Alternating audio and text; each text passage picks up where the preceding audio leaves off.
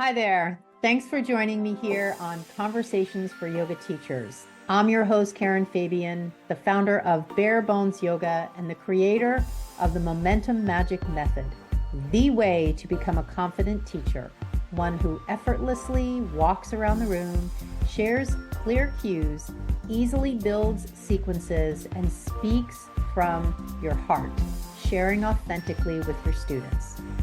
Here on the podcast, you'll discover new and inspiring ways to share your cues and create your sequences. You'll uncover habits and frameworks all designed to empower you so that you can teach in a way that feels authentic and natural. For some episodes, I'll have a guest, and other episodes I'll share with you on my own, and in each one, you'll always get action steps and takeaways you can apply right away to your teaching. In addition to the podcast, follow me on Instagram and TikTok for daily videos. You'll see a link on both of my profiles, my Stan Store link. Click it and unlock ways you can get the support you need to be the teacher of your dreams. You'll find links to the podcast, my free ebook, and other resources to help you be the best teacher you can be. You'll also find the link to my signature program, the Yoga Anatomy Blueprint Learning Program, and you can see if you qualify to enroll. So with that, let's get on with today's show. Hi there. Welcome to Conversations for Yoga Teachers. I'm your host, Karen Fabian, and this is what episode is this? This is episode 375. I'm recording this on October 23rd, 2025, and this will go live on Monday, the 27th. And 1 year ago today, I got on a plane and I went to Paris, and I was just reminiscing about that this morning when I posted on my Instagram stories. That was by far the best trip of my life, and I can't wait to go back to Paris. It's not on the cards for me right now in the near term, but I am definitely going to go back within the next 24 months. It is by far the best trip I ever took. Now I'm hopping on to record this episode for you after hopping off the second session in my Yoga Anatomy Accelerator Program. And all I can say to you, and this is not a sales pitch, this is just how I feel, you are so missing out. You're just so missing out not being in this program. This is fire. This program, the interactions between the teachers, the real life scenarios that they're bringing to the sessions, whether they're watching the replay, whether they're attending the sessions live, we are rolling up our sleeves and getting into real conversation about how do you cue, what's a clear cue, what's happening in chair when people have hyperextension of the tail, what about in my body when I feel like I can't move my shoulders into full flexion. Boy, I really want to feel more confident putting my sequences together, like the real stuff that matters. And if you know about my program, the Yoga Anatomy Accelerator, and it's been on your radar to enroll and you haven't yet, all I'm going to say is, what are you waiting for?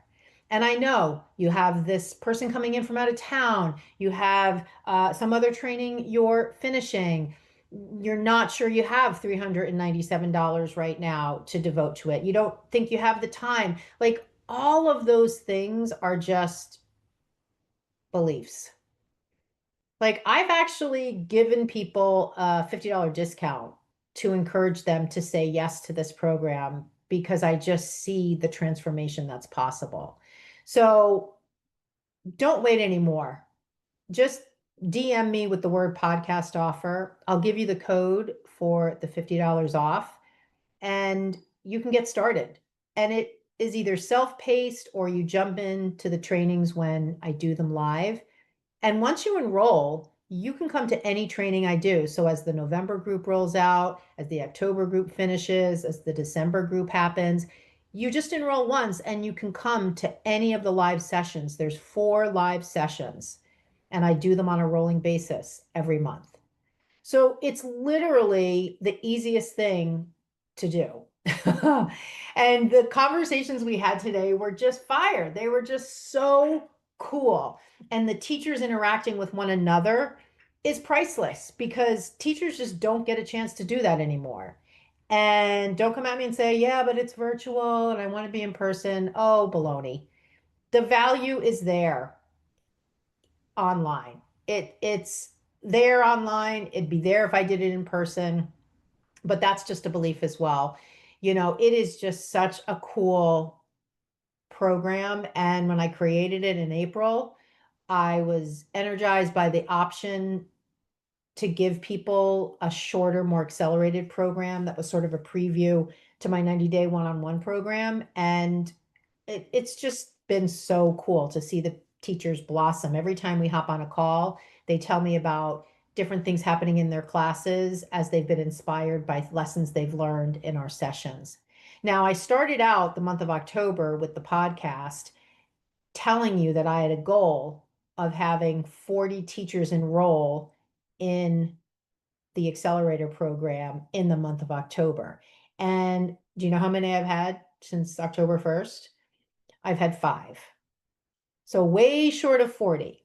But do you know how many teachers have told me they're thinking about it? They might want to enroll. They're on the fence about it. Like at least 10 more. So if those 10 teachers would get off the fence and enroll, that'd be 15. And I told you at the beginning of October, if you listen to the October 1st episode, I told you that I thought 40 was a really pie in the sky number and it was not possible. But I allowed myself to dream, to hope to help 40 yoga teachers transform. And today's only October 23rd, and this episode goes live on October 27th. So I'm still within the calendar month of October to hold out that dream for 35 additional teachers to enroll. And we'll see what happens. Maybe you'll be one of them. Now, the link to enroll is on my Instagram, on my website. I'll include it in the show notes. Now, for today, I went to Chat GPT and I asked it, what are really popular questions you're hearing about from yoga teachers? And I got 3 things. And I want to use those as the basis for our conversation today. And I really like that I asked Chat GPT these questions because the feedback it gave me is in the words of real yoga teachers. So they might not be words that I would use, but they're the words of actual yoga teachers querying this stuff online. So the first question is why many yoga teachers feel confident on paper, but insecure in class. And I thought insecure was kind of interesting because I always hear confident. Either I don't feel confident enough or I wish I felt more confident. So I thought it was interesting that it was framed as insecure because insecure to me means I believe that I'm not good enough. When I go into class to teach and I feel insecure, that's a sign that deep down I believe I'm not qualified. I don't think I'm good enough to be standing here teaching this class. And therefore, insecurities are bubbling to the surface. And so I'm curious, is that how you feel on some scale of 1 to 10? How insecure do you feel, if at all, when you're teaching your classes? And I want to just speak to that first, because when you walk in to teach your yoga class, aside from somebody else in class who might be a teacher, you already know more about yoga than anybody else there because you're the only one there that's been trained to be a yoga teacher. So did you ever consider that? It's not a contest, but this is how we start to dispel these beliefs we have about ourselves. We hit it with logic. That might not make the feeling go away quite yet, but it's a place to start. So I want you to think about that. When you go in to teach your class, by virtue of the fact that you've completed a 200-hour teacher training, you already factually have more experience than anybody else in the room. So tell that to the part of yourself that's saying to you, oh, you're not good enough.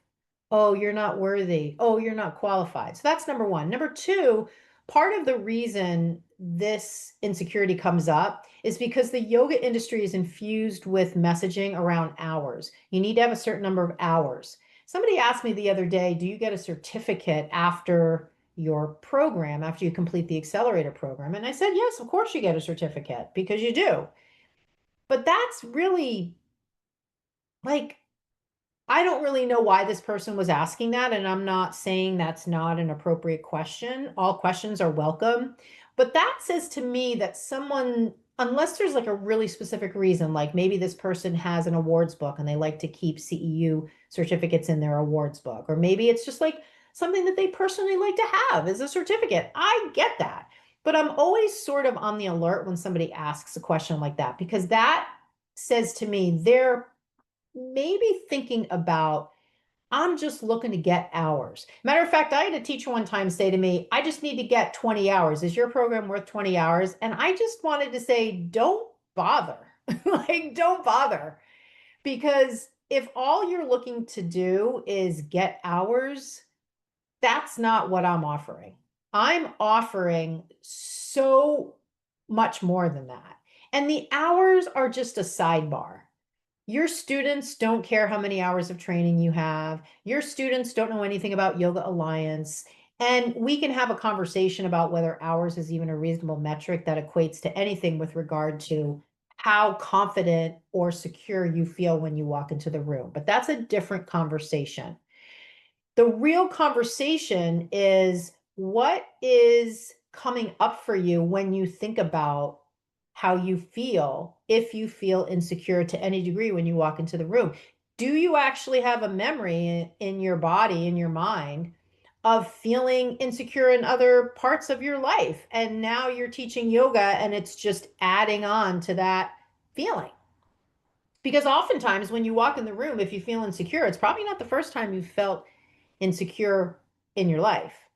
And now this is just yet another catalyst to feeling insecure. So this is one of the magical things that happens when I work with a yoga teacher and we have these really meaningful conversations. They start to realize the transference from their life to their teaching, from their teaching to their life. And as they develop the courage to start to face these beliefs head on and transmute them, they actually change who they are as a person. That's why teaching yoga is actually a personal development process, opportunity. Yeah, we're teaching yoga, but we are really the ones that are willing to teach a practice that's been around for thousands of years, that has both a movement component and a philosophical component. And we're willing to walk in a room with a bunch of people we don't know who are not going to be talking back to us and interacting with us as we guide them through movement. And we're willing to do that and trust that how we're doing it is going to connect with them. That's a pretty tall order and would make most people feel insecure, which is why I bring you back to the paradigm of you're walking in the room, therefore you automatically are more qualified because you're the one there.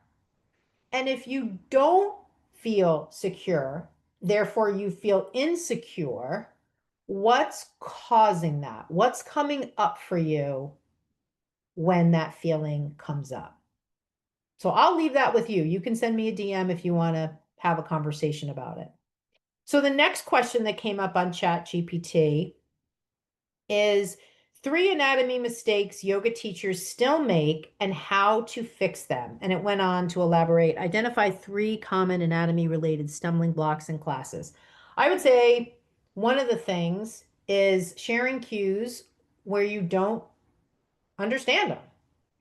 What I call the why behind the cue. I think probably the biggest mistake yoga teachers make in general is being a repeater, just saying the words and not knowing what they mean. And let me tell you, my friend, this is part of what we covered today in session number 2 of the Yoga Anatomy Accelerator Program. When you're asking people to reach your arms up, what are you asking them to do? Do you know? When you ask people, step your right foot forward, what anatomical movement is that? Do you know? When you're asking people to lean to the side in triangle, what are you asking them to do anatomically? When you ask them to engage the core, what are you asking them to do? Like I could go on ad nauseum here, but Obviously, for time purposes, I'm not going to. Like, I am here to push your buttons in regards to this kind of stuff because you can spend your whole career living in that anatomy adjacent space where you're saying the cues and you don't understand the anatomical reason for them, or you can't translate them into the anatomy. And that's a problem. Talk about feeling insecure. It's no wonder you feel insecure. You're using these words, watching these bodies move, and wondering how, what muscles are making them do that? How come that person's out of alignment? How am I supposed to help that person? Is that a problem? Oh my God, that beginner looks like they're really having a tough time. Should I give them a block? Should I change my sequence so it's easier for them? So this is the kind of thing that you you move through, that you again transmute, you transform as a person, as a teacher, when you fill in that anatomy learning gap. So that's probably one of the biggest things, using cues where you can't explain the reason for the cues. I think another anatomy mistake yoga teachers make is they believe that yoga is inherently risky, and that's why so many yoga teachers, maybe even you, say things like, I want to teach a safe class, as if there's an unsafe class. Is there an unsafe class? Like, what does an unsafe yoga class look like? Can you help me understand that compared to a safe class? Again, when we hit it with logic, we start to realize, man, I've kind of been sold a story here. Now, I'm not going to argue that there isn't some type of presentation of poses that would be unsafe, but you're not going to do that, right? You're not going to ask people to stand on their head without their hands. You're not going to ask people to whip through sun salutations so quickly that they're falling all over the place. You're not going to ask people to wrap their leg behind their head, right? So, I mean, I'm not being hyperbolic. I'm just looking at, well, then what's an unsafe class, right? So, the majority of yoga teachers out there are teaching classes that are inherently safe because yoga is not unsafe. And when we decouple our belief system from thinking yoga is potentially risky and these bad things can happen to, hey, this is a really low risk practice. It's doesn't add any external weight. It's I can't think of the word, but you're not jumping up and down, right? So it's very grounded. Can't think of the word for some reason. And you can take the pose deeper or back off. So you can regress it or you can progress it. So, like, it's got all these built-in like bumpers to allow it to meet the moment and meet the level of conditioning of the person. So I would say that's the other piece. And then I would say the third anatomy mistake that yoga teachers make is they practice with their class. The majority of what they do is they practice and they're not seeing their students. If you want to be a better teacher, get off the yoga mat. Watch your students and say the cue and see what they do. And when you see what they do, you're going to be triggered to either realize, I don't understand anatomy, or you're going to be inspired to share a different cue if they need it because you understand the anatomy and therefore you can share a different cue to meet the moment of what's happening. So walking around the room might actually be the final straw for you in realizing, man, I really need to understand this anatomy piece. And that might be the final motivator for you to enroll in my program or somebody else's program. And then the last thing I got from Chat GPT was, and this was a really interesting way they worded it, from note reading to flow leading. How to lead classes without stopping to think. That was really interesting. From note reading to flow leading. How to lead classes without stopping to think. I call that the walk and talk. versus the practice with me approach, number one. And number two, I also talk about this in the context of neuroscience. How much are you thinking about your sequence and therefore not watching your students? Or maybe even watching your students, but you're thinking about your sequence so much you don't really actually see them. That's one of the amazing things and sort of fascinating things about teaching yoga. You could be walking around the room using words as you're watching your students, but in your brain, you don't really see them because all you're thinking about is what are the words coming out of my mouth? What comes next in the sequence? What's the script? Oh my God, I'm worried I'm going to forget the next thing in my sequence. I need to think really hard about what comes next. And they won't know as you're walking around that you don't really see them because most of your mental energy is being spent thinking about what comes next in your sequence. This is what, from a learning paradigm perspective, this is what's known as um, consciously competent, right? You're doing it, you're teaching the sequence, you're competent in teaching it, but you're consciously competent. You have to really think about the sequence. So there's no flow in that. I mean, there's some flow, but there's certainly not optimal flow. Optimal flow is unconsciously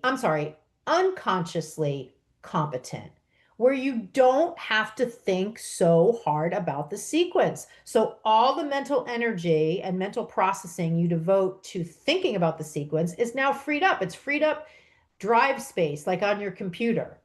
And now you have all this free mental space, brain power, brain energy to focus on them, to see them, to react to what's literally happening right in front of you. Oh, that person's out of alignment. Let me share this cue. Oh, that person's leaving early. I'm not going to freak out because I'm totally present and I'm not feeling triggered by something like that. Oh, this person is a beginner. I'm not freaking out about that either. Let me just give them some additional props and, give them some really clear cues.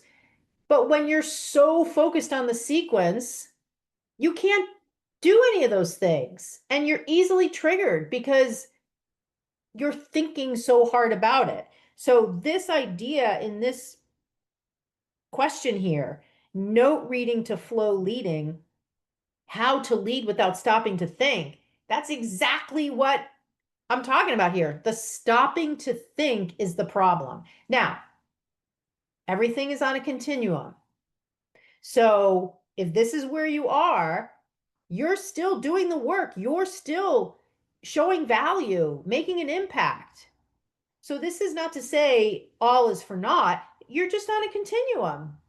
And as you move through this continuum, if you focus on things that are problems right now and solving those problems, getting the results you need, you will move into this other state of being unconsciously competent.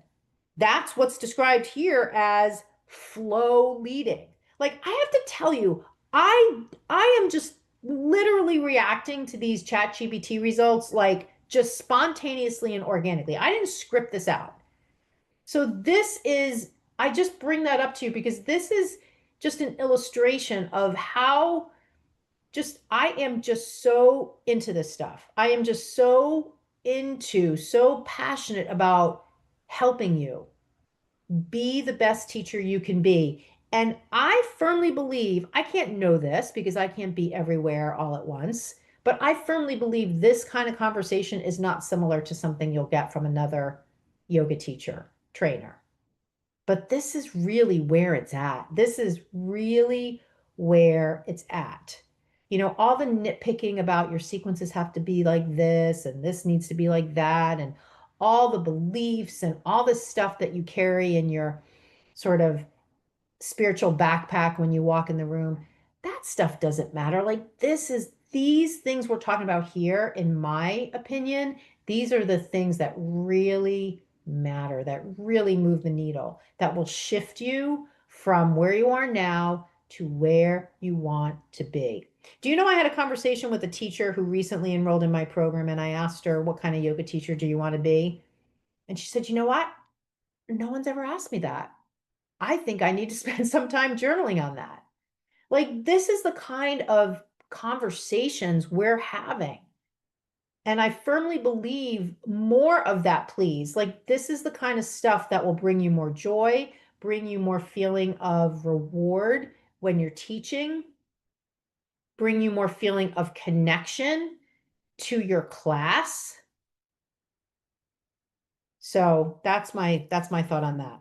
So as we wrap up here, again, I gave you a whole piece at the beginning about the Yoga Anatomy Accelerator Program. I'm going to just leave it at that. I would love to have you enroll in the program. Number two, I'm just doing so many Instagram live videos and so many Instagram reel videos where I'm breaking down poses. So if you haven't checked out my Instagram, you might find some stuff on there that you're interested in. And that's it. I'm going to leave it at that for today. So if you're listening to this in the month of October, you're in an incredible position here to really change the direction of your teaching, because the goals I shared with you, my personal goals, at the beginning of this episode, you could be part of that. And it's about me wanting to help more people. So if you say yes to working with me in my program, I would love to be able to work with you. So that's it for today. Thank you so much for listening, and check the show notes for the link to the program. And I'll chat with you next week on the next episode of Conversations for Yoga Teachers. Namaste. Thanks for being here with me today. I hope you enjoyed the episode. And hey, one more thing. While I don't know you personally, I know what a yoga teacher looks like who's ready to have a breakthrough to being the kind of yoga teacher who walks around the room, sharing cues you know the reason for, understands anatomy, teaching signature sequences without notes or any need to practice with class, and loves teaching yoga without stress, anxiety, or nervousness. If you are ready to be that yoga teacher, here is your next step. DM me the words podcast offer, and I will give you a special incentive to work with me inside of my signature program just because you are listening to the podcast. DM me on Instagram at Bare Bones Yoga.